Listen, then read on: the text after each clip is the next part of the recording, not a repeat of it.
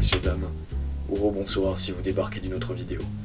Nous nous retrouvons pour reparler du cinéma américain, pourquoi c'est devenu de la grosse merde. Cette fois-ci, je vais aborder Netflix et la mode des remakes, reboots, suites, etc. Et peut-être même que je parlerai un petit peu des séries télé.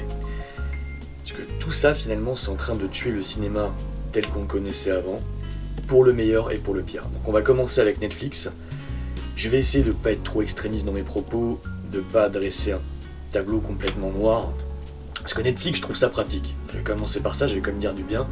Je trouve ça pratique. Il y a plein de fois où je me suis dit, bon putain, j'en ai marre de leur filer du pognon chaque mois. Le catalogue, j'en peux plus, c'est toujours la même chose. Leur production, les films, ils sont à chier. Je parle pas des séries, je parle des films. Puis à chaque fois, ils se démerdent, je ne sais pas comment ils font, mais pour remettre un petit truc, comme Death Note, à un moment donné, ils ont enlevé Death Note, ils l'ont remis. Un vieux film que m'a fait découvrir ma copine, Les Survivants, sorti en 93 avec Ethan Hawke, que j'ai trouvé exceptionnel. Là, il y a El Camino qui est sorti. Prochainement, certainement ma plus grosse attente de l'année, dans ce qui reste, c'est The Irishman de Martin Scorsese, je vais en reparler. Tu te dis, bon putain, les mecs, ils m'ont pris par les sentiments, là, ils ont fait les choses bien. Puis après, du reste, ça permet un petit peu de se refaire une culture, des fois. Il y a des films à côté desquels on est passé. Il y a des trucs qu'on n'aurait jamais pensé regarder, mais tu te dis, bon, bah, soit on regarde quoi, il y a ce truc-là, bon, pourquoi pas. C'est pas complètement pourri Netflix, hein. Sinon on n'y serait pas abonné, je pense que je ne suis pas le seul, je pense que vous êtes assez nombreux à avoir pris un abonnement, et que vous y êtes depuis assez longtemps. Là je vais vraiment parler du catalogue français, hein, parce que je sais qu'aux États-Unis ils ont un catalogue encore plus étoffé, qui est peut-être même carrément différent. Je sais pas, je l'ai jamais regardé leur catalogue. Je sais que Netflix est présent dans plein de pays, et j'imagine que suivant les pays, suivant les régions du monde, vous avez un catalogue qui diffère vraiment. J'imagine qu'en Inde ou en Corée du Sud, ils n'ont pas exactement ce qu'on a nous. Et je pense qu'ils ont beaucoup plus de films sud-coréens.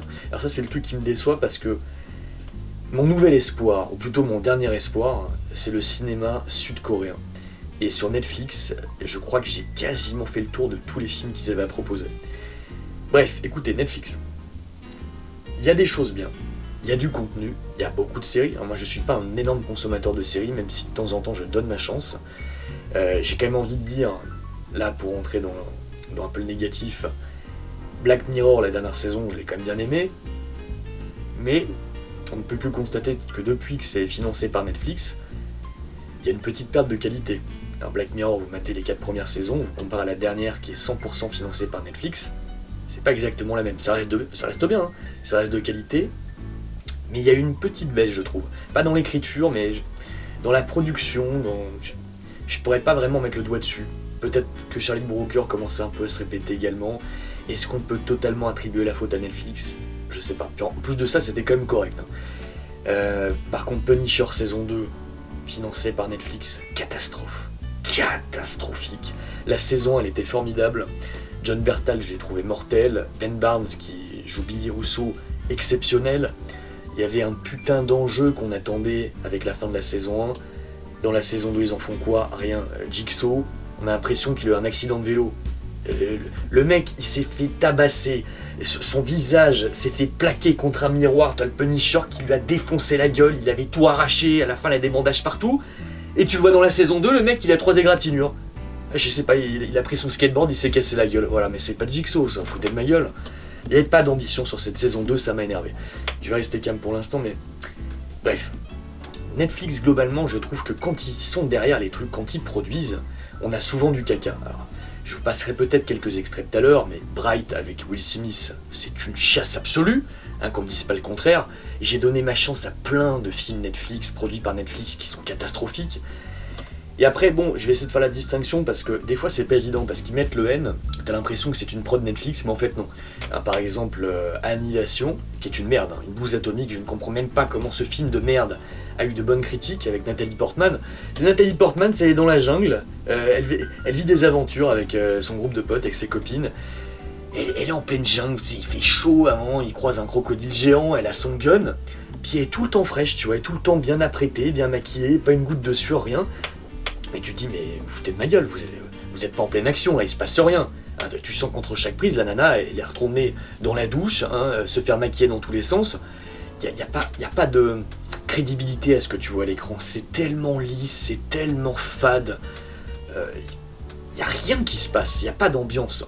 Mais là, pour être fair avec Netflix, je crois qu'ils sont arrivés à la fin parce que le film, soit il manquait un distributeur derrière, soit il manquait un petit peu pour finir de produire le film, la post-prod, je sais plus exactement, mais ce n'est pas vraiment une prod Netflix. Donc je vais pas leur mettre sur le dos, n'empêche qu'après c'est quand même sorti exclusivement sur Netflix, peut-être dans quelques cinémas aux États-Unis, et que c'est taché concrètement, qu'on me dise pas le contraire.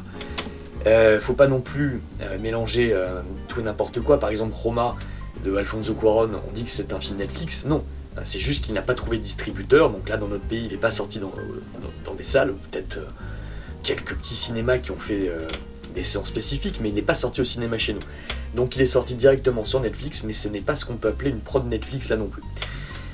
Bref, c'est pour ça qu'il ne faut pas tout mélanger, mais globalement, quand ils font des films, quand ils les produisent de A à Z, vous vous rendez compte que c'est une catastrophe. Je parle même pas des acteurs, parce qu'ils essaient d'avoir des têtes d'affiche, ils essaient d'avoir des acteurs assez connus, ils espèrent faire venir les gens claquer un abonnement parce qu'ils ont réussi à choper Will Smith, Brad Pitt, etc., etc. Et quand tu regardes les films proposés, c'est tellement lisse. L'étalonnage, souvent, il est pourrave, il n'y a aucune notion de la mise en scène, du découpage, l'OST, j'en parle pas, les enjeux, le scénario, il se passe rien. Enfin, la plupart du temps, il faut admettre les choses, c'est mauvais. Alors, pour moi, le plus gros problème peut-être avec Netflix, c'est la façon dont on consomme. Alors, il y a Netflix, mais il y a aussi maintenant d'autres joueurs dans le game. Il y a Amazon aussi avec leur plateforme de streaming, etc. Et j'avais même lu dans une revue en début d'année, Nicolas Winding Refn, qui abordait le sujet dont je vais parler. Depuis plusieurs années, pour ceux qui ont Netflix, vous voyez qu'on peut regarder ça un peu partout. Il y en a qui regardent comme moi sur une grande télé, parce que moi, même pour les films que je peux choper sur ordinateur, ça m'arrive, quand un truc est complètement introuvable, j'essaie de le mettre sur télé. D'accord, j'utilise le câble HDMI, je le bascule, je le balance sur la télé. Pour moi, ce n'est pas possible de mater un film sur un putain de téléphone portable. Ça, je peux pas. Ça, ce n'est pas possible. Pareil, sur une tablette ou un petit écran d'ordinateur, c'est pas comme ça qu'on devrait découvrir les films. En fait, le mode de consommation de ces films, parce qu'en fait, je pense qu'il y a une très large partie du public qui regarde soit sur téléphone, soit sur des tout petits écrans. Qu'est-ce que ça génère derrière? Est-ce que vous vous êtes posé la question? Nicolas Winding Refn, il en parlait parce qu'il a fait une série là, financée par Amazon, et il disait en fait, vu que les gens regardent de plus en plus sur des petits écrans, moi j'ai adapté le format de ma série pour ce nouveau moyen de consommer l'art. Et donc il disait, vu que l'écran est beaucoup plus petit qu'avant, enfin, vu que la plupart des gens regardent sur des petits écrans, et ben on enlève des détails dans l'image.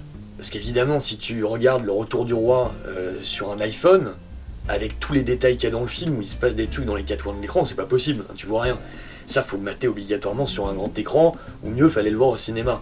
Donc il disait, un truc pas con, il dit, bah écoutez, moi j'ai adapté mon image, mon cadre en fait, ce que je mets dans le cadre, je l'ai épuré au maximum, pour que ça soit le plus agréable et cohérent et facile à lire possible pour les gens qui consomment ça sur téléphone portable. Et je le comprends, je pense que si moi j'étais embauché pour une série télé ou un film, je serais très tenté de le faire, parce que je me dirais finalement, vu que les mecs à la fin, à l'arrivée, ils regardent ça sur un putain d'écran ou une petite tablette, quel intérêt de se faire chier à faire des décors de ouf ultra ambitieux? Vous imaginez Blade Runner sur un écran de téléphone portable? C'est pas possible. Donc finalement, Nicolas Winding Refn, il admet, à demi-mot, qu'il abaisse le niveau de son cinéma, de son art, par rapport à cette nouvelle manière de consommer les films, les séries TV, etc. Et je pense qu'il y a beaucoup de réalisateurs maintenant qui sont tentés de faire ça, pareil pour les producteurs. Parce que quand ils voient que la plupart des gens consomment les films comme ça ou les séries comme ça, mais ils se disent, les gars, les gens sont contents, ils continuent de s'abonner, il y a de plus en plus de gens sur notre plateforme, ils voient pas le problème, ils voient pas qu'il y a de moins en moins d'ambition dans les décors, dans les plans, etc. Vu qu'ils sont en train de mater le truc dans les shots ou n'importe où, diminuer les coûts, couper le budget, c'est pas important. Ce public-là s'en fout, parce qu'il n'a aucune exigence. Moi, je suis persuadé que t'as plein de producteurs maintenant qui raisonnent comme ça. C'est qu'en fait, ils se disent, mais le public actuel, c'est tellement des Mongols, ils ont tellement aucune forme d'exigence, de demande. Ils ont même pas vu les plus grands films de l'histoire du cinéma, les films des années 60, 70, 80, et je parle même pas des années 50, 40. Évidemment, ils en ont jamais entendu parler, ou peut-être ils ont vu un poster, et après, voilà, ils se sont arrêtés là, ils ont jamais eu la curiosité de regarder. Et ils se complaisent sur des séries avec des budgets fauchés, des petits films Netflix de merde, bah pourquoi changer, on va continuer. Donc là on a une prolifération de films Netflix sans ambition, hein, des comédies à la con, des drames à la con, etc. etc. Et j'ai quand même donné ma chance, il y a un film parmi tant d'autres que je pourrais vous citer qui s'appelle Naked, qui est en fait une espèce de repompage complètement assumé hein, de Un jour sans fin avec Bill Murray, sauf que c'est pas un jour sans fin, quoi. C'est un mec qui se réveille dans un ascenseur et qui va revivre le même jour en boucle parce qu'il veut se marier avec sa gonzesse, je crois que c'était un truc comme ça. Et bon, c'est pas nul à chier, mais c'est ultra enfin pas mauvais, mais c'est ultra médiocre, il y a pas d'ambition, puis tu te dis putain, mais il y a 20 ans, il y a 25 ans, il y a eu Un jour sans fin avec Bill Murray qui était 100 fois mieux. Et le pire, c'est qu'il y a eu 2 films comme ça qui se sont succédés là, ces dernières années. Il y a eu Happy Birthday, qui reprenait aussi ce concept, mais avec cette fois-ci un tueur en série, et Naked sur Netflix. Bref, des comédies comme ça, t'en as un paquet. Là, j'ai vu qu'il y avait un nouveau truc, une nouvelle série qui allait sortir avec Paul Rudd, que j'aime beaucoup, c'est un acteur que j'aime bien, où c'est un mec qui doit vivre avec son double. Et je vais peut-être la regarder quand même par curiosité. Et je me suis dit, mais en fait, cette idée-là, je l'ai vue dans Gantz. Hein. Quand je vous conseillais Gantz, il y a déjà un peu cette idée qui est abordée. Mais je me dis pourquoi pas, je vais regarder comment ils font le concept, à quel point ils l'exploitent, mais je sens déjà de ce que j'ai vu du trailer qu'il n'y aura aucune ambition à la clé. Et c'est ça le truc moi qui m'angoisse vraiment avec Netflix et avec le public qui est hyper content globalement, c'est comme les recommandations, là, je vais un peu partout, mais quand vous regardez le pourcentage de recommandations de films, là je sais pas si j'aurai accès, parce que du coup j'ai pris le MacBook, peut-être vous passer des extraits après, je sais pas si j'ai accès au niveau de recommandation comme c'est le cas sur une télé, mais bref, des fois, vous regardez un film que vous avez bien aimé sur Netflix, et là vous voyez qu'il est recommandé à je vais pas exagérer, mais 80%. 80% pour des chefs-d'œuvre, hein. Je crois qu'à un moment donné, il y a Scarface, il était à... que je dise pas de conneries, mais il devait être à 80, voire peut-être un peu moins. Il y a plein de films cultes, et tu sais qu'ils sont en dessous de la barre des 80%, ou à peu près aux 80%. Et vous allez me dire, c'est une bonne note. Oui, seulement quand tu vois tellement de prods de merde estampillés Netflix qui sont commandés à 98%, tu te dis, il y a un problème. Ce public-là, en fait, le public Netflix, il met 98% la dernière merde qui est sortie, et par contre un chef-d'œuvre d'antan, il met beaucoup moins. Ça pour moi c'est pas possible. Et après quand les mecs ils voient ça, ils se disent quoi, mais putain mais c'est ça qui marche les gars, regardez. Putain on fait mieux en termes de notes que les plus grands films de l'histoire du cinéma. Ils sont contents les mecs, ils se disent pourquoi changer. Parce que ce public est tellement con. Ils gobent ça, ils aiment ça, ils en redemandent. Mais franchement, faites un tour sur Netflix. Alors moi, là, vraiment pour voir les notes, juste pour voir les notes. Alors du coup, moi, de temps en temps, moi, je pète un câble et je me dis putain, mais c'est pas possible. Donc moi, en fait, je m'amuse à mettre des pouces bleus sur tous les bons films et toutes les merdes récentes, je mets des pouces vers le bas, quoi. Et je me dis putain, j'espère que ça va changer un truc. Mais c'est pas possible. Qu'est-ce que c'est que ce public? Bref, écoutez, après, au-delà de ça, Netflix, c'est presque entièrement racheté à mes yeux récemment. Parce qu'El Camino est sorti. Je l'attendais énormément. Un Breaking Bad, vous savez que c'est... Alors je sais pas si je peux dire que c'est ma série TV préférée de tous les temps, parce que maintenant la 4ème dimension a pris le podium. Oui, devant Twin Peaks également. Mais la 4ème dimension, c'est plus une anthologie qu'une véritable série télé, dans le sens où les épisodes se suivent pas. La 4ème dimension, pour ceux qui ne connaissent pas The Twilight Zone, la série originale, hein, je parle de Rod Serling, pas la série remakée par Jordan Peele qui est catastrophique. La série des années 80 en couleur, elle est sympa, mais là je parle vraiment de la série en noir et blanc de Rod Serling, il faut absolument que vous la matiez. Je consacrerai une vidéo à la fin de l'année, parce qu'il y a une intégrale française qui va sortir. Je veux absolument booster les ventes de ce putain de coffret Blu-ray intégral. Si vous êtes passé à côté de la 4ème dimension, messieurs, comme moi, j'étais passé pendant très longtemps à côté. Vous êtes passé à côté de votre vie, d'accord? Bref, en tout cas, Breaking Bad, pour moi, c'est le mec plus ultra, c'est top niveau. À l'annonce de la suite, je me suis dit, putain, d'un côté, je suis ultra content, même si, bon, vu la fin de la saison, c'était quoi, 5B, je sais pas si on peut dire que c'était la saison 6, bref, la deuxième partie de la saison 5, je pense que la fin, elle était quasiment parfaite. Et je me suis dit, ok, pourquoi pas, là, ça va être la conclusion de Jesse, une forme d'épilogue, un petit peu comme dans Le Retour du Roi à la fin, quand t'as, je sais plus combien de pages d'épilogue. Pourquoi pas, ça m'intéresse, il y a Vince Gilligan qui remplit, il y a Ron Paul qui va être à fond, ok, allez. Et là, je vois que c'est produit par Netflix. Je me dis, putain, vu ce qu'ils ont fait à Punisher saison 2, vu les films qu'ils produisent, est-ce qu'ils vont pas compromettre la vision du mec? Et je me dis en même temps, c'est excitant, parce que c'est rare, ça, finalement, de faire un film après une série télé. Alors, c'est arrivé plein de fois, en fait, je dis que c'est rare. Il y a eu X-Files, il y a eu Star Trek, mais c'est pas non plus ultra courant. Moi j'attends encore le film sur Friends, je trouve que ça serait formidable. Surtout les voir là, 15 ans après, je suis déjà vendu sur le projet. Bref, en tout cas je me dis putain il va faire un film, ça fait suite à la série, est-ce que ça va être bien? Et alors messieurs, est-ce que c'était génial? Et alors messieurs, est-ce que c'était génial?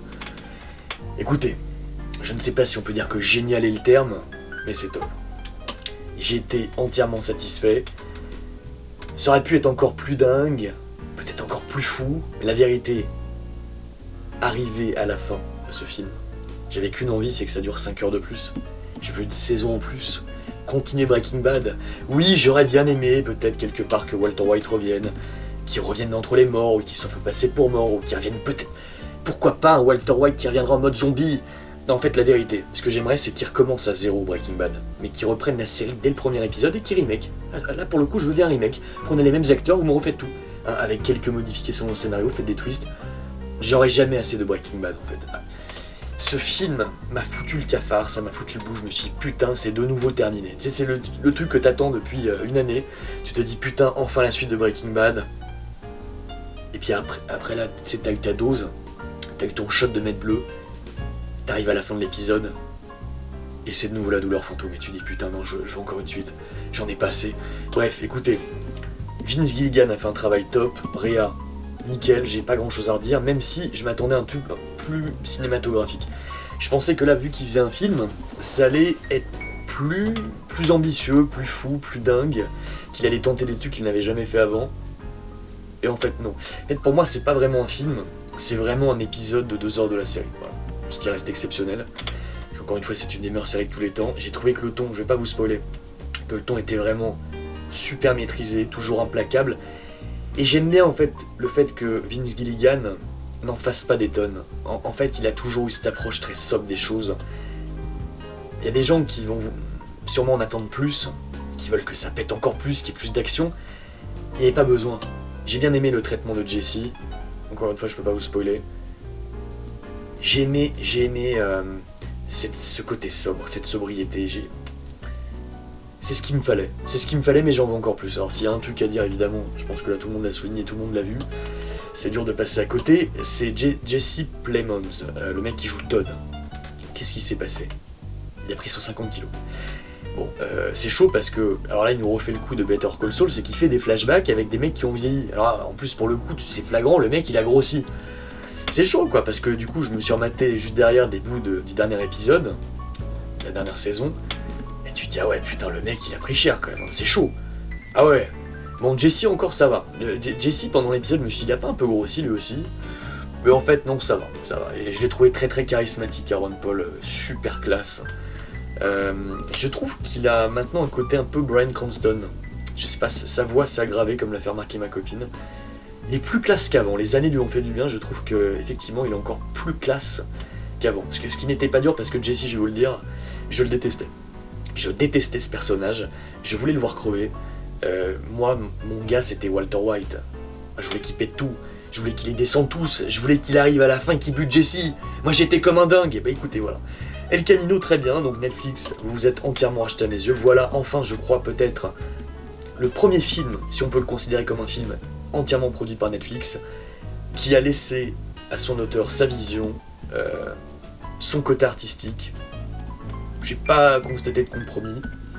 Peut-être qu'il aurait pu avoir plus de budget, je connais pas le budget, j'en sais rien. On va dire que ça n'a pas coûté non plus des tonnes. Oui, tu sens que c'était quand même du fanservice, que les mecs ont voulu s'en mettre plein les fouilles, ils se sont dit ah quand même on va jouer un peu sur la nostalgie, mais bon, je trouve que ce film, il est pas complètement indispensable, certes, on peut s'en passer, on aurait pu s'en passer, mais il fait du bien. Moi il m'a fait du bien, moi je trouve que c'est un épilogue. Faut voir ça comme un épilogue, c'est le Malabar à la fin de la glace, vous voyez, c'est le truc en plus. Bref, voilà. Bref, Netflix, merci, ça justifie que je reste chez vous, bien joué. Et là surtout, il faut que je parle du film de Martin Scorsese qui va arriver, The Irishman. Donc ça c'est complètement fou ce qui s'est passé avec ce film. On a Robert De Niro, on a Al Pacino, on a Joe Pesci. Pensez à quoi quand je vous dis ces acteurs? Pensez à Casino, Les Affranchis, Le Parrain, Scarface, L'Impasse, etc. Des films cultes, des trucs incroyables, des trucs que vous remettez tous les 6 mois, régulièrement, obligé. Tu te dis t'as un casting pareil, t'as Martin Scorsese qui réalise et effectivement, quelqu'un, ou même plusieurs personnes m'ont fait remarquer que j'ai oublié. En fait, j'ai pas cité tous les plus grands films de cette décennie, vous avez bien compris que dans la vidéo précédente, là, sur le cinéma américain, je peux pas repenser à tout. Effectivement, le Loup de Wall Street, pour moi, je le considère dans les meilleurs films de cette décennie, mais de très loin. Et Martin Scorsese, c'est un des top réalisateurs de tous les temps. Évidemment. Là, tu te dis, putain, t'es un des plus grands à tous les temps, et t'as le casting que tout le monde voulait revoir, quoi. Là, putain, t'as De Niro, t'as Pacino, t'as Pesci. Pesci qu'on voit quasiment plus, le mec qui a pris sa retraite. Al Pacino et De Niro qui font quasiment plus que du caca, alors certes, lui, là. Il y a le Joker pour De Niro, il a sa carte Joker. Mais Al Pacino, qu'est-ce que tu branles, mon vieux? Ça fait des années que tu fais plus rien, ça fait une décennie qu'il n'y a plus rien. Pour moi, son dernier grand film, je vais vous le dire, certains me diront que c'est... Merde, que je dise pas de conneries, le film de Christopher Nolan avec Robin Williams et Al Pacino. Insomnia, très bon, oui, mais je vous dirais que pour moi, son dernier très grand rôle, c'était L'Associé du Diable, avec Keanu Reeves. Ce film est monumental, L'Associé du Diable. Je sais plus si je l'ai mis dans mon top 50 des meilleurs films, mais je devrais le mettre. Génial. Bref, à la base, c'est la Paramount qui devait financer ce film. Puis après, ils se sont rétractés, puis il y en a un, tous les studios que Scorsese a démarché ont fermé leurs portes.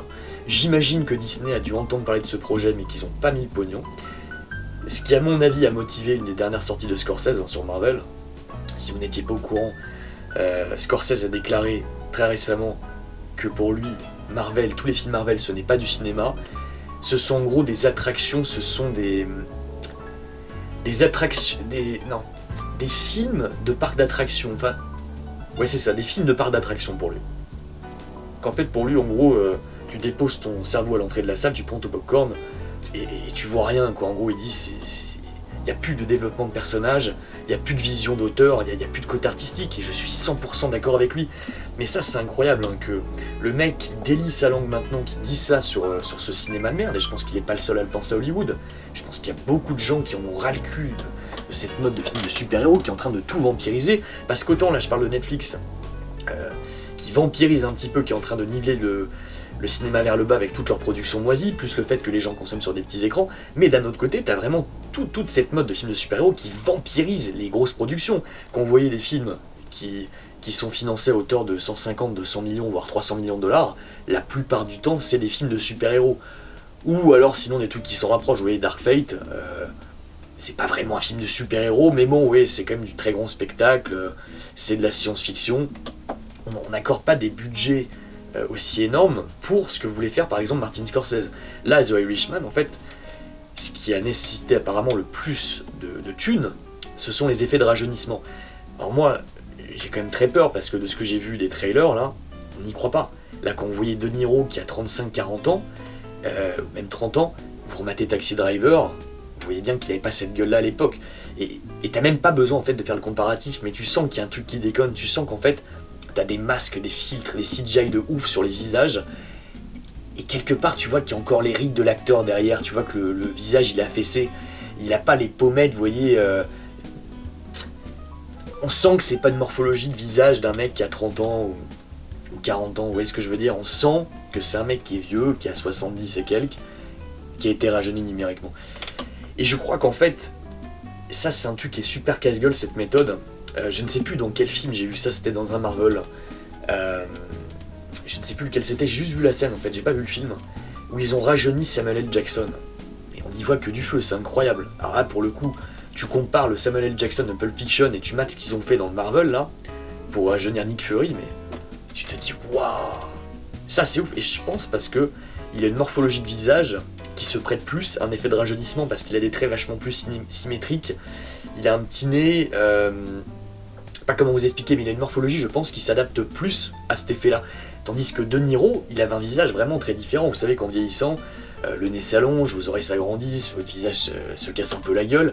Mais il y a des gens qui vieillissent mieux que d'autres. Et en plus, bon, faut bien admettre un truc, c'est que les blagues en général vieillissent mieux.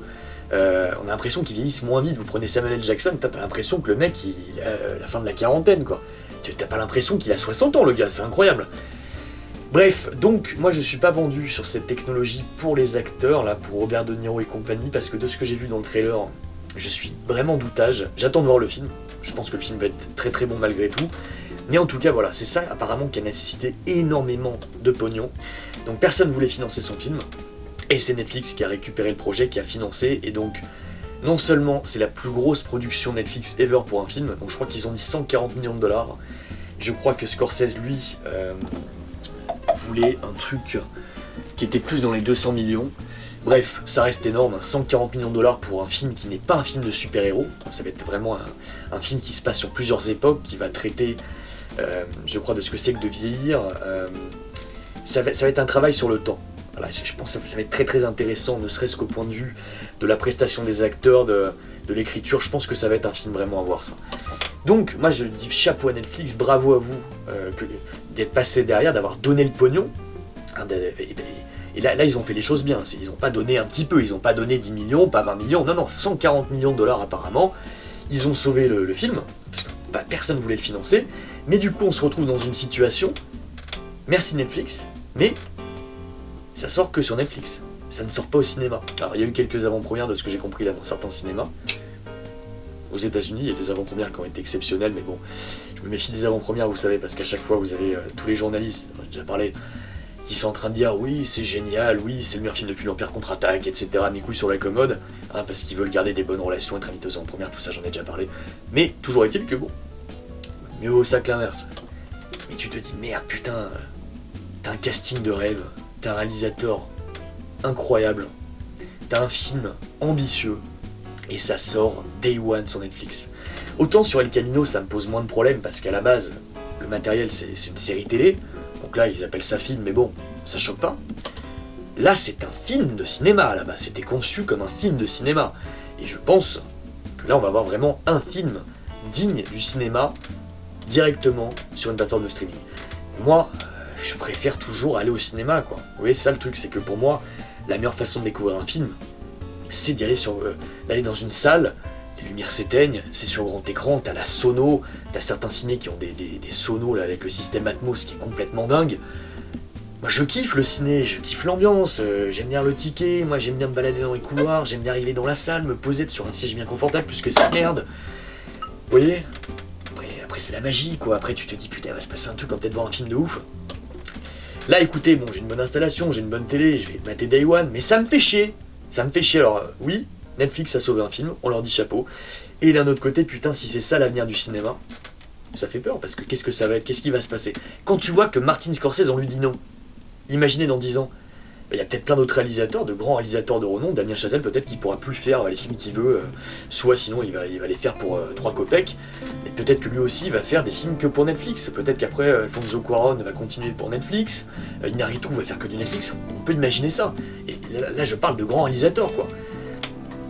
Parce que le cinéma de Marvel Disney, surtout, enfin Disney en fait dans sa globalité, est en train de tout vampiriser. Qu'est-ce qui rapporte le plus de pognon là si on fait le bilan de cette année? Ça va être quoi les plus gros succès de l'année 2019? J'imagine qu'il y aura Aladdin, Le Roi Lion, La Reine des Neiges 2, ça va être un carton monumental, vous allez voir. C'est Avengers évidemment, Avengers Endgame, c'est Spider-Man, tout ça c'est Disney. Tout ça c'est Disney. Vous vous rendez compte? Parce qu'après, oui, il y a un côté positif qu'on peut voir, c'est que les productions Disney ramènent des gens en salle. C'est vrai que ça crée une excitation, c'est que ça permet aux exploitants en salle au moins de continuer leur business. Il y a vraiment un phénomène d'excitation du public qui veut voir ça. Ça c'est bien, ça fait vivre le cinéma, ça fait vivre les cinémas. Mais d'un autre côté, en fait, ce que ça crée, c'est que la concurrence, elle devient inexistante. C'est qu'en fait, pour exister, pour que les gens se déplacent en masse maintenant au cinéma, il faut mettre un budget de ouf. Et souvent, moi je vous dis oui, j'ai une ambition, j'ai envie d'être surpris, d'en prendre dans la gueule quand je vais au cinéma.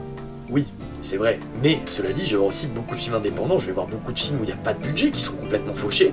Et t'as pas besoin, dans ma conception du cinéma, tu n'as pas besoin d'avoir un budget de 100, 200 millions de dollars pour faire un grand film. Non. Quand vous regardez les plus grands chefs-d'œuvre de l'histoire du cinéma dans les années 60, 70, 80, c'était pas des films qui coûtaient si cher que ça. Regardez le premier Terminator, il a coûté que dalle. Que dalle. Et je pense que Dark Fate, ils auraient dû en fait couper le budget, ils auraient dû dire attendez, regardez comment ça s'est passé pour Terminator 3, Terminator Salvation et Terminator Genesis, on a fait péter le budget, qu'est-ce que c'est à l'arrivée? Des grosses merdes. Bon, bah peut-être que là en fait la bonne idée, ça serait finalement de faire un film comme Joker, c'est baisser le budget. Parce que Joker, pourquoi c'est un succès finalement? Pourquoi le film est bon? Pourquoi il se démarque autant de tous les films de super-héros récents? Oui, il y a le côté que là on n'a pas un déluge d'effets spéciaux, qu'on va essayer un petit peu de te faire rentrer dans l'esprit d'un mec qui va péter un plomb. Donc ça c'est intéressant, il y a un vrai sujet de société qui est abordé. Mais au-delà de ça, je pense que c'est surtout parce que le budget est, entre guillemets, fauché par rapport aux normes actuelles à Hollywood. Et finalement, je crois que ça sert les films. Je crois vraiment que ça sert les films. En fait, on ne bosse jamais mieux que dans la contrainte. Regardez le premier Deadpool, c'est pareil, le premier Deadpool il était bien. Pourquoi? Parce que le budget était ridicule. Alors que vous comparez les derniers X-Men, Apocalypse et Dark Phoenix, les Avengers, tous ces trucs-là, qui sont des films mais qui coûtent des blindes. Il n'y a plus de personnalité, il n'y a plus rien, on ne recherche plus à surprendre le spectateur. On cherche à lui donner tout le temps la même soupe. Vous voyez, avec un déluge d'effets spéciaux pour faire passer la pilule, pour faire passer la vacuité du propos. Moi je pense qu'en fait on devrait dire écoutez les mecs, maintenant on vous donne ce projet, sauf que vous allez le faire pour 50 millions de dollars. Et là à mon avis ça va créer de la contrainte et ça va forcer les scénaristes à se bouger le cul, à se réinventer et à ne plus dépendre de l'équipe de petits génies de techniciens qui te rattrapent tout le film derrière avec le déluge d'effets spéciaux. Voilà à mon avis comment on pourrait se sortir de cette merde. Je pense qu'il faut vraiment d'urgence que les films, le système de production hollywoodien se remette en question. Puisque Disney va pas se remettre en question, hein, ça engrange trop de pognon, mais il faut absolument que les autres studios, Paramount aurait dû aller au bout du projet avec Scorsese. Ça aurait été intéressant de voir un réa de ce calibre qui aurait bénéficié du même budget qu'un Marvel. Hein, ça aurait été bien que Disney aussi se dise bon bah putain, Paramount te l'a lâché, on va financer. Qu'est-ce que donnerait 200-300 millions de dollars entre les mains d'un Scorsese avec Robert De Niro, Al Pacino et Joe Pesci? C'est quand même 140 millions, je pense que ça va être bien. Mais imaginez s'il y avait eu Marvel derrière. Je pense que ça aurait été encore plus dingue. Et à mon avis, les effets spéciaux qu'on voit dans la bande-annonce, ils auraient été encore mieux que ça. Bref, moi je suis un peu pessimiste sur tout ça. J'ai peur que dans 10 ans, le cinéma... Sauf... Vous voyez Joker, on pourra dire ce qu'on veut sur le film, encore une fois. Ça va... Le succès du film, c'est pour ça que j'ai recommandé d'aller le voir. Il faut aller le voir, il faut le soutenir. Le succès de ce film... qui n'a pas le budget d'Avengers, va peut-être pousser les producteurs à se remettre en question. C'est-à-dire, putain, vous avez vu 60 millions, c'est un carton énorme, en plus succès du public. On va faire pareil. Il faut des films comme ça, il faut des films en fait qui influencent, qui donnent le bon exemple, qui montrent qu'on peut faire autre chose que du Avengers à 300 millions. Très important, parce que sinon ce qui va se passer, c'est que dans 10 ans, on va se retrouver avec un Disney qui aura le monopole complet, ils sont déjà en train de l'avoir quasiment. On n'aura que des films à la con, hein, complètement sans intérêt, lisse, fade, tu ressors de la séance, t'as rien appris. Et de l'autre côté, t'auras Netflix qui va galérer, parce que je pense que Netflix pourra pas se permettre de financer 20 films par an à 140 millions. C'est impossible. Là, ils ont fait un effort de ouf. Là, ils se disent putain, c'est une carte de visite, c'est le moment de s'acheter vraiment une crédibilité, de faire encore plus venir de gens. Ça m'étonnerait fortement qu'ils fassent 20 films par an comme ça. Et s'ils le font, ce que je leur souhaite, ça serait... Bon, après moi je resterai abonné. Ça fait quand même peur pour l'avenir du cinéma. C'est-à-dire qu'en fait, il n'y aura plus de cinéma comme on l'entendait, on se déplacera plus en salle, on va rester chez nous, on va regarder ça, bon, suivant les gens, voilà, télé, tablette, etc. Et on va être complètement isolé. Vous savez que le cinéma, c'est aussi une forme de sortie. Pour moi, c'est un plaisir aussi de sortir. Moi, souvent, on y va avec ma copine. Ça m'est arrivé plein de fois d'y aller seul dans le passé. J'aime beaucoup aller au cinéma tout seul. Ou sinon avec des potes. C'est une sortie. Vous voyez des gens, vous voyez la réaction de la salle. Alors que quand vous êtes chez vous, vous êtes là tout seul comme un con, vous regardez. Ça devient un peu triste, quoi. C'est moins excitant. Puis je pense surtout qu'en fait, les films vont être de moins en moins ambitieux. Là, je vous cite vraiment le contre-exemple avec le Scorsese.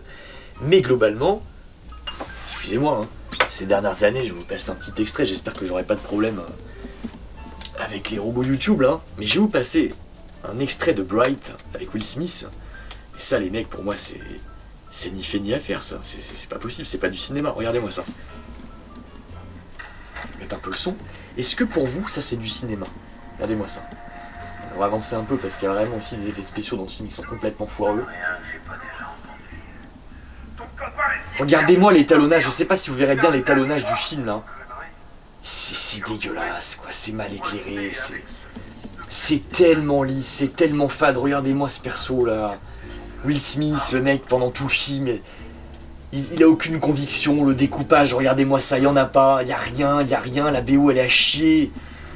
Regardez-moi ça, quoi. Est-ce que vous avez envie de voir un film comme ça? C'est pas du cinéma, ça. C'est pas bon. Moi j'ai vraiment peur que le niveau s'effondre, hein. J'espère vraiment que là le Scorsese va changer un peu le game, la donne, mais 140 millions c'est énorme, c'est complètement fou. Bref, écoutez, voilà pour Netflix, voilà mon avis, et maintenant je vais vous parler des suites, remake, reboot. Vous savez, là je me dis que ça va peut-être être un peu la dernière vidéo que je vais faire sur ce sujet, parce que j'ai l'impression de radoter un peu. Il me semble que la mode des remakes, suites, reboot, j'en ai déjà parlé, c'est très possible. En tout cas, c'est un fléau, hein, les choses ne changent pas. Année après année, cette décennie, ça a été un festival. Hein, les remakes, il faut arrêter. Il faut plus en faire pour moi. Il faut laisser tomber. Là, je ne pourrais pas vous citer de tête un remake qui m'a vraiment surpris sur cette décennie. Il y a beaucoup de gens qui m'ont conseillé Suspiria. Je n'ai toujours pas vu le remake. Et pour moi, l'original, c'est pas un pur chef-d'œuvre. Je reconnais toutes les qualités du film. Hein, la photo magnifique, le bande-son exceptionnel. Il y a vraiment un cachet. Je comprends pourquoi ça marchait à l'époque, enfin, auprès d'un certain public, pourquoi c'est devenu culte. Maintenant, le remake m'a pas donné envie de le regarder, vous voyez. Pour certains, apparemment, c'est un chef-d'œuvre, donc il faudra quand même que je vérifie. Mais vous voyez, si je prends le début de la décennie The Thing, le remake de The Thing, je suis allé le voir au cinéma. Il n'est pas nul. Je vais pas dire qu'il a chié, pas être extrême, je vais pas dire qu'il est mauvais. Mais il n'est pas au niveau du Carpenter. Il n'est pas au niveau du Carpenter. Je comprends même pas. Alors, c'est une préquelle, hein. Pour ceux qui ne savaient pas, c'est une préquelle. Ça se passe avant The Thing de Carpenter. Mais c'est un remake en même temps. C'est-à-dire qu'en fait, la structure du film, structure narrative, tout ce qui se passe dans le film, c'est quand même très très très proche du film original de Carpenter. Mais en beaucoup moins bien. Pourquoi ? En fait, pour moi, le plus gros problème, c'est les CGI. Quand vous voyez les effets spéciaux de Rob Bottin sur The Thing, les animatroniques, mais ça tient encore la route, c'est magnifique. Vous regardez The Thing, je crois qu'il date de 2011, c'est déjà mort, ça a déjà vieilli, ça fait déjà fake. Ça pue le fake. Mais au-delà de ça, voilà, c'était un film assez respectueux du film de Carpenter, c'était pas trop mal fait, c'était pas dégueulasse niveau réa. Mais ça tient pas la chandelle à l'original. Il n'y a pas besoin de faire ce remake préquel de mes couilles, ça servait à rien, n'a rien apporté. Robocop 2014, pareil. C'est pas une merde, c'est pas complètement à chier. J'avais acheté la figurine, parce que j'aimais bien le design. J'aime bien le design de ce petit Robocop 2014 avec sa main. Mais quand vous comparez le film de Paul Verhoeven, quand vous comparez le niveau de violence, quand vous comparez surtout les deux acteurs principaux, d'un côté vous avez Peter Weller et de l'autre Kinaman mes couilles là. Kinaman. C'est à l'image de cette génération. Fade, sans charisme, pas de trip, visage qui n'imprime pas l'écran, voix qui rentre pas dans les oreilles. Nul. Peter Weller, ça c'est un mec qui avait des tripes, ça c'est un mec j'aimerais le voir au cinéma plus souvent. Oui il a vieilli, et putain il fera encore le taf. Ça c'est un mec qui avait du charisme, qui dégageait un truc, vous voyez, je dis souvent ça. Bon, Peter Weller, la BO de Basil Paul Doris dans l'original, exceptionnelle. La BO du remake, je m'en souviens plus, il y avait une BO. Wow, putain on m'apprend un truc. Il n'y avait rien, c'est à chier. Le pire, c'est qu'il y avait quand même quelques bons acteurs. On a Michael Keaton qui fait un putain de taf dans le remake. On a Samuel L. Jackson qui est là bon, pour faire coucou, je prends mon chèque, mais ça faisait plaisir de les voir dedans. Il y a une scène dans le remake, je vais pas leur enlever ça, qui m'a surpris parce que c'était comme un PG-13. La scène où il lui enlève son armure et on voit ses poumons. J'ai trouvé que c'était très violent psychologiquement. J'ai trouvé ça très très bon. Mais si tu compares ça à l'exécution de Murphy dans le Verhoeven, ouah putain, mais il y a un monde d'écart, il y a une galaxie d'écart, vous voyez. Mais après c'est tout le reste, c'est la réal, découpage et tout. Quelqu'un laissait un commentaire là, ça m'a fait marrer, je pense que d'ailleurs il a pas tort.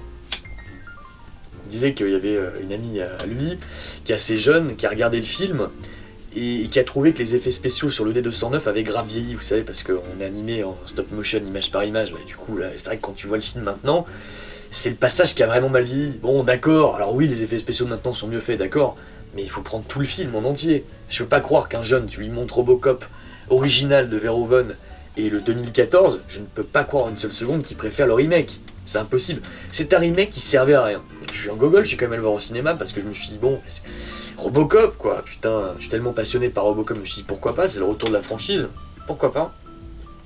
J'en suis pas sorti dégoûté, mais j'en suis sorti en me disant, ouais, fade, inintéressant, aucun intérêt quoi. Qu'est-ce qu'on a eu d'autre comme remake? Il y en a eu plein là, les Predator là, nul à chier, mais sur la moquette, mais... rendez-moi le Predator original quoi. C'est quoi ce remake? Qu'est-ce que c'est que cette chiasse? C'est pas possible. Moi je veux pas de ça, je veux pas voir ça. Je veux Schwarzenegger. Je veux McTiernan. Je veux de la grande réa. Vous comprenez ce que je veux dire? Là, Alien, là, vu que c'est en train de se casser la gueule, vous allez voir, on va s'en manger un remake, ça va arriver. Donc là, on a Ridley Scott qui essaie encore de milquer sur la franchise, mais on a vu ce qu'il faisait avec Prometheus et Alien Covenant. Donc là, bon, je dis des suites, là, c'est des préquels en l'occurrence. Catastrophe. Hein. Alors Prometheus, c'est pas qu'il est complètement nul, mais si tu le compares au premier Alien, le chef-d'œuvre, la pépite, un des plus grands films de l'histoire du cinéma, Prometheus, tu te dis c'est pas possible, c'est pas le même mec qui a fait le film. Elle est où la BO? Elle est où? Le montage là, pourquoi ça va aussi vite? Pourquoi c'est aussi cut? Pourquoi il n'y a plus d'ambiance? Il y a une scène qui aurait pu être géniale dans Prometheus, c'est quand la nana elle se fait la césarienne là, pour se sortir l'alien du bide. Cette scène, il y aurait pu avoir de la tension, mais vous avez vu comment c'est cut, comment c'est monté super vite. C'était un plan toutes les 5 secondes. Où est l'ambiance du premier film? Puisqu'on a une actrice qui tient tête à Sigourney Weaver dans les nouveaux films, non? Pourtant j'adore Charlize Theron, mais Sigourney Weaver c'était autre chose, puis on lui donnait la place d'exister aussi, c'est ça aussi le truc. C'est que maintenant on met plus les gros acteurs en avant. Parce que vu qu'on cut tellement, on veut tellement donner en termes de CGI, d'effets spéciaux, tu sais vraiment t'en fous plein la vue. Parfois il suffit de faire un gros plan sur un acteur pendant 3 minutes, le mec qui a du charisme. Et regardez la scène entre Al Pacino et Diane Keaton dans Le Parrain 2. You won't take my children! Exceptionnel, magnifique, grand Al Pacino, grande scène, grand découpage, incroyable. Je n'ai pas besoin de voir des trucs là, qui fusent dans tous les sens, je m'en fous de tout ça. Faites du vrai cinéma, bref, après, ouais, les suites, il y en a dans tous les sens. Bon, alors là je parle de remake de suite, là, la Reine des Neiges 2 qui va arriver, ça évidemment, ça allait pas louper. Tous les Avengers, on a quoi, 22 films je sais même plus, Aladdin, là, Aladdin, alors ça rentre même ni dans la suite, ni dans le remake, vraiment. C'est adaptation live d'un dessin animé. Alors je suis allé le voir, Aladdin, j'ai trouvé que c'était pas mal fait, c'est digne, c'est bien, c'est sympa pour les mecs qui ont... soit qui ont vu l'original ou qui l'ont pas vu, surtout pour les enfants, c'est bien fait. Mais le dessin animé est bien meilleur. Bon, moi par contre, ça me rendait curieux quand j'étais petit. J'imaginais, hein, c'est pas une blague, quand j'étais petit, j'imaginais ce que ça donnerait les dessins animés en film, comme Dragon Ball Z d'ailleurs. Je pense qu'on a tous imaginé à l'époque, dans les années 90, qu'est-ce que ça donnerait un film Dragon Ball Z, et finalement un jour il y a Dragon Ball Evolution, et on s'est dit ok, arrêtez, n'en faites plus, on a compris. Ça n'a pas grand intérêt finalement, j'ai ma réponse. C'est sympathique, ça fait le café, mais voilà. Je préférais avoir un film original à la place qui a coûté le même budget qu'Aladdin. Qu'on m'offre du sang frais, un nouveau truc, quelque chose d'ambitieux. Là en fait on se repose tellement sur les légendes du passé, tout ce qui a marché. Puis je parle en fait des suites et remakes et tout, mais aussi des adaptations de bouquins. Alors parfois il y a des très bons bouquins, mais en fait t'as l'impression qu'on peut pas engager des scénaristes pour un scénario original. T'as l'impression qu'il faut tout le temps se baser sur un truc qui a fait ses preuves. Bouquin à succès, franchise à succès, etc., etc. Puis quand tu vois qu'en fait la suite elle merde trop, bah tu fais un reboot. Hein. C'est ce qui s'est passé avec Halloween, avec Terminator. Halloween l'année dernière, là, qui est à la fois une suite et à la fois un reboot. Pour moi je suis désolé, c'est catastrophique. Donc là en fait on a zappé toute la série, hein, donc le 2 et compagnie, le 4. Le 4 qui reste pour moi la meilleure suite au premier Halloween, hein, qui est atomise dans tous les sens, le dernier qu'ils ont sorti.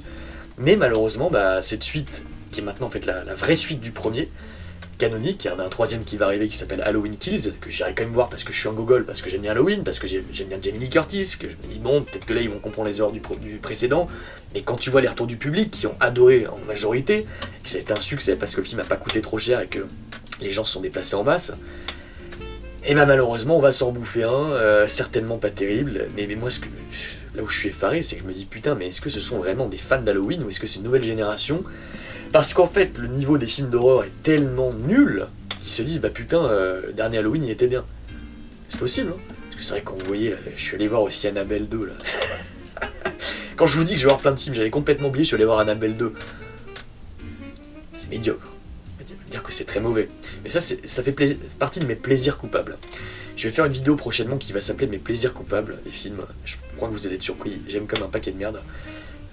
Je n'ai pas le monopole du bon goût. Quand je dis que j'ai du bon goût, oui j'ai du goût, mais ça m'arrive d'avoir des goûts de shot. Alors Annabelle 2, je suis allé le voir, bon, c'est vrai que je me dis, bon, au bout d'un moment, le public il doit se dire, bon, c'est quand même vraiment du caca. Donc là, ils ont vu Halloween, ils se disent, ah, quand même, il y avait une belle photo, Michael Myers, c'est la classe, il y a de la puissance, ok, peut-être, pourquoi pas. Bref, en tout cas, moi j'aimerais à la place de voir toutes ces suites, etc., tout ce surf sur la nostalgie des années 80, parce que là on est en plein dedans, tous les trucs qui surfent sur notre nostalgie, qui veulent absolument nous refaire venir, venez, rappelez-vous, vous avez aimé quand vous étiez gamin, vous allez revenir, amenez vos enfants, la boucle sera bouclée. Je préférais voir des projets originaux, voilà, faites quelque chose de créatif. Moi je veux des films qui ont une nouvelle proposition, un enjeu qu'on n'a pas vu avant, ou alors un véritable enjeu. J'en ai marre qu'on se repose tout le temps sur les mêmes trucs, putain. Vous comprenez? Est-ce que vous comprenez? Appel à toutes les unités. Appel à toutes les unités. Hollywood, les spectateurs, les babouins. Il faut dire non à tous ces reboots, remakes et toutes ces conneries. Abonnez-vous à Netflix pour The Irishman de Martin Scorsese qui sort bientôt. Mais gueulez sur Disney, Paramount et tous les studios qui refusent de financer des vrais auteurs. Il faut absolument qu'on se sorte de cette merde. Et j'aimerais vous rappeler un truc. Dans la séquence 2010-2020, je suis le seul